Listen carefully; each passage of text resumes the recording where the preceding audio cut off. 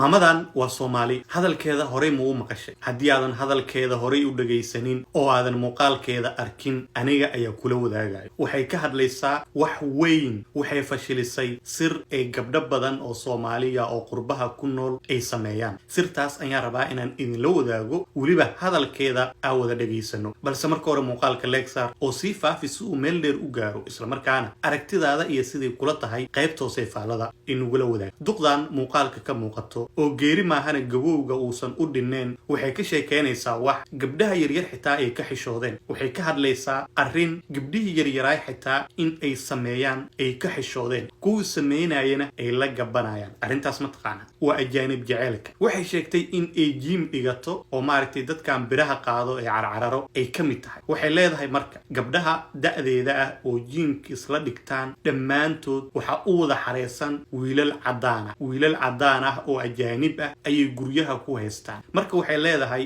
anigana wiilashaas waan soo xareysan lahaa laakiin waxaan ka cabsanayaa caruurteeda in ay qalad ii fahmaan ayaan ka cabsanayaa alla ka cabsi meeshaan ma jiro ee caruurteedii oo kaliya ay ka xishoonaysa bal ila dhageyso wax yar oo hadalkeeda cajiibka badan ka mid ah socdaa waanada Ottawa inamada yarka cadaanka oo raba in meel dheer gaaraan islaamaha waaweyn bay shukaansadaan markaa ku tiraahdo waan ka weynahay wuxuu ku dhahayaa you have experience waxaan ka baranayaa inuu wax ka baranaya maayo wuxuu rabaa jaamacadda inuu kugu dhameysto so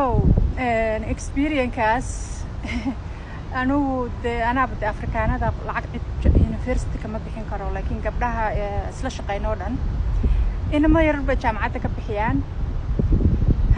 marka laakiin anigu iyagu wax ma dhalin laakiin aan ilmaan dhalo marka waxaan isleeyahay oh my god ana waxaan arkayaa ilmahayga midkood wad leegtaa markaas ay waxaan aqaanaa no xishood ma jiro xishood wuu dhamaaday hadallada ay leedahay xitaa gabdhaha yaryar ee 18 jirada ah ayaa ka xishoonayo in qof Soomaaliya oo da' uu hadalkan meel la soo fariisto iska badaayay waxay taagan tahay wiilashaas ajaanibta ee gaalada ah maamooyinka waaweyn way soo xareystaan guriga ayay keensadaan shoppingka ayay ka bixiyaan jaamacadda ayay ka dhiibaan iyada sidaa leh jaamacadda ayay ka dhiibaan iyagana way garaacaan macnaha hooshooda ayay qabsadaan waa sir weyn oo duqdan ay